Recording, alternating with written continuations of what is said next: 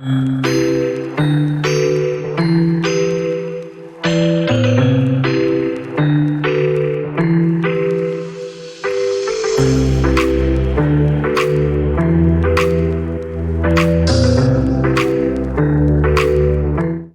Johnson here with a guide to create a Battle Royale game mode in Gimkit Creative. Let me clarify what I mean really quickly before I start the video of what Battle Royale means. When I say Battle Royale, I'm talking about a type of game mode where if a player gets knocked out, then they are out of the game for good. So the purpose of the game mode is to keep playing until there's only one player or one team left. So now that we clarified that, let me give you 8 steps for getting this game mode up and running. The first one is you need to decide, do you want this to be an individual or a team-based game? So to do that, we're going to go down to options at the bottom left. We're going to click on map options and teams. So Gimkit Creative is probably going to default to free for all. So if you want a truly individual, every player is for themselves, you can click free for all and you're good to go. However, if you want to do a team-based game, a team-based battle royale, then I would probably recommend specific team amount, and then that's where you get to decide how many teams you want. In this case, I had my game mode set up to 6. I'm going to guess for team placement, but this is going to be up to you, that you want it set to split evenly, so that way the teams are about as even as possible. So for example, if I had 24 players in this game and there's 6 teams, then that would be 4 players on each team. And Gimkit will do the job for you of splitting the teams up evenly. Last thing under these options that I think is important is if you do choose to do team mode, then ally and enemy indicators, I would recommend turning to on or enabled. That way, players know who is on their team because their name will be in green, and they'll know who's not on their team because their name will be in red. Second step for getting your game set up is also under map options. So while you have it open, I would recommend at the top checking out the featured section and looking at kind of like the time or the game clock. I think for this one, it maybe makes sense to put a timer on them. So having a countdown, and then you can choose how long in minutes you want the game to last. There's fairly few fun options too, like the music that you want to play in the background. Like Spooky, for example, I think works with my outer space kind of Among Us inspired map. Third step is to decide the spawn pads or where you want players to start. So if we're going to click add at the top right and we're going to search for spawn pads, as the game tells us, this sets where players would be when the game starts. This is kind of going to be dependent on if you chose an individual or a team-based battle royale. I'm going to go ahead and throw one up here at the top left in the sleeping quarters room. If you click on it, it gives you some options. If you do an individual, then what you can do is set it up so that any team or any player is allowed to spawn there. And what I can do is I can use the copy command, which is the C on the keyboard. So I'm going to hover my mouse over this. I'm going to copy it. And I'm going to throw one in each room on my map. And so the idea is that if you're doing a free-for-all or individual game, any players who get or who join your game will randomly spawn at any of these 6 points, because I had 6 rooms. That way, it kind of helps spread the players out at the beginning, because otherwise, if you just put one spawn pad, all these players are going to start at the beginning. And I think it's more fun if they kind of have to move around the map and find each other.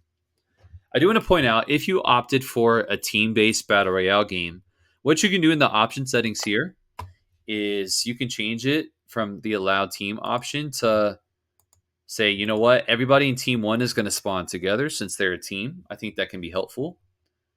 And then maybe in a different part of your map, all of team 2 can spawn together. All of team 3 can spawn in the gym, and so on. So that's kind of going to be up to you with the spawn pads as far as if you're doing a free-for-all or a team-based battle royale game. But if you're doing team-based, I would definitely recommend doing multiple spawn pads and kind of assigning one area of the map for the team to spawn together. All right. Next, we need some type of item for all of our players to start with, since this is a battle royale. We're going to go back to devices, and we're going to search for something called starting inventory. Notice in the description of this device, it said this is what all players will begin the game with. So if I click on this, it's pretty simple and straightforward. Basically, you want to choose what do you want your players to start with. So, for example, if I wanted everybody to start with the slingshot, I can find one in the list here. Notice there's 5 kind of classifications or ranking for each item. Maybe you want to start with kind of a simpler one. So let's just start with slingshot common. And I can show you later how they could upgrade to a better one. They only need to start with one. If you prefer, it might help them so that they automatically equip it when the game starts. And so that's how you set it up so that every player has an item to begin the game with.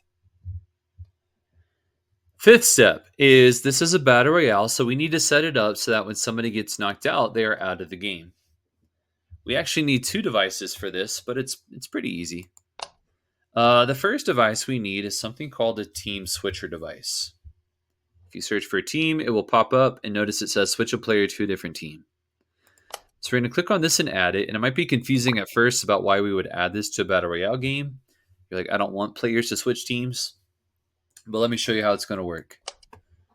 Under switch strategy, instead of a random team, we're going to choose specific team.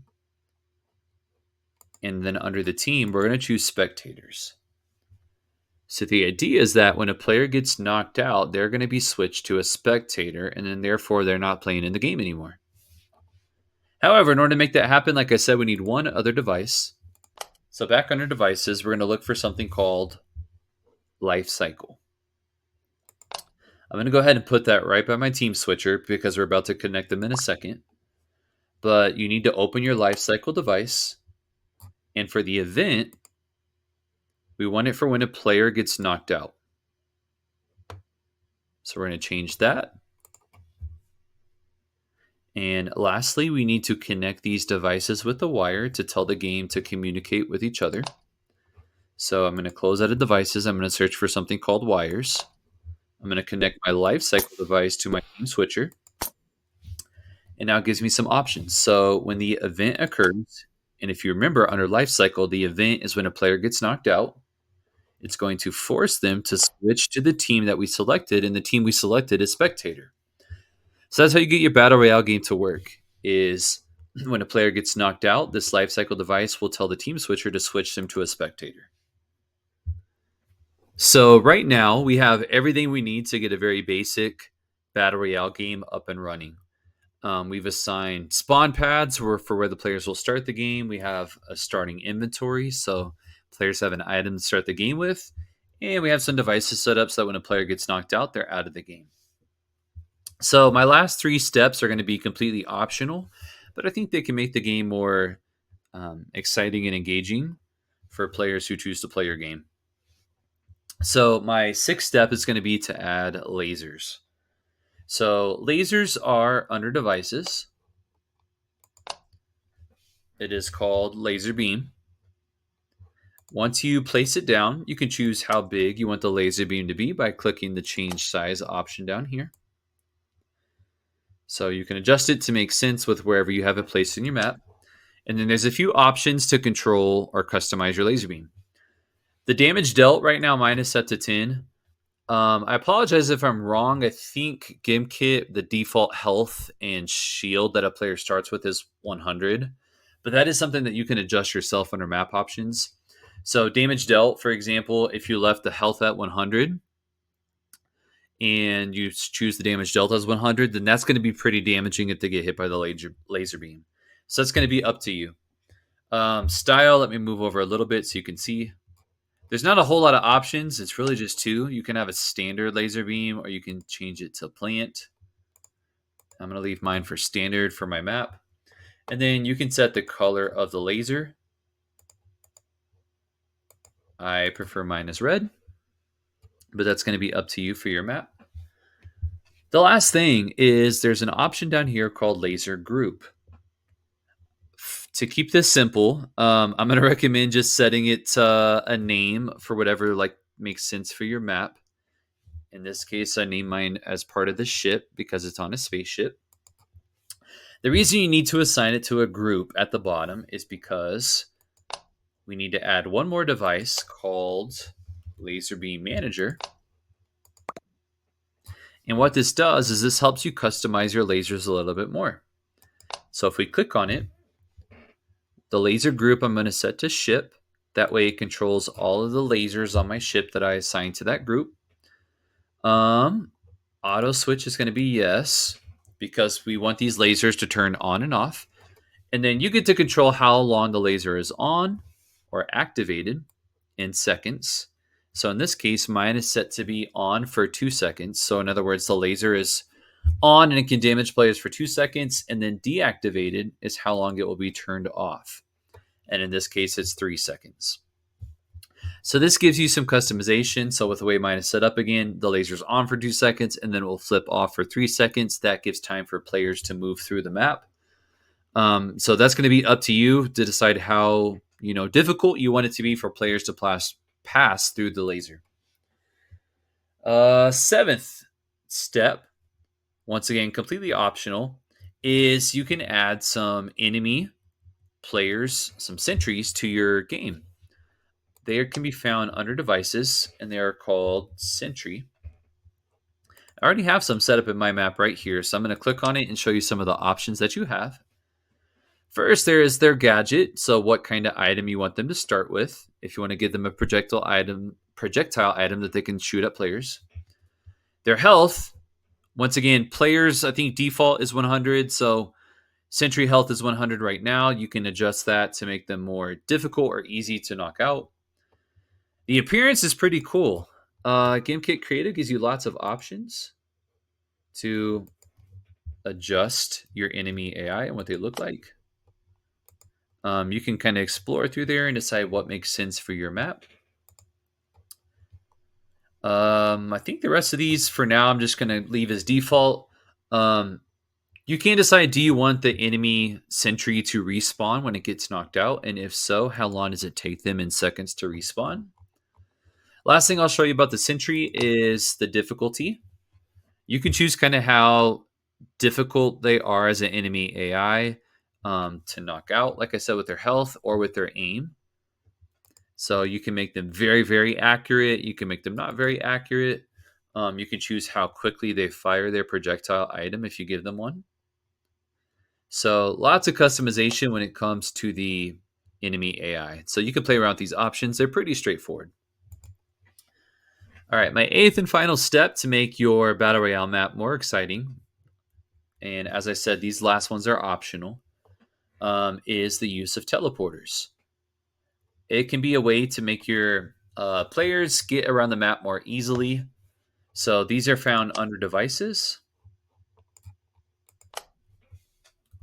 It is called a teleporter device. I actually have one set up on map right here. You just can't see it. I'm going to move this hatch. If we click on the teleporter, the way that it works is you need to give the teleporter a name, and you need to choose where it's going to send the player to.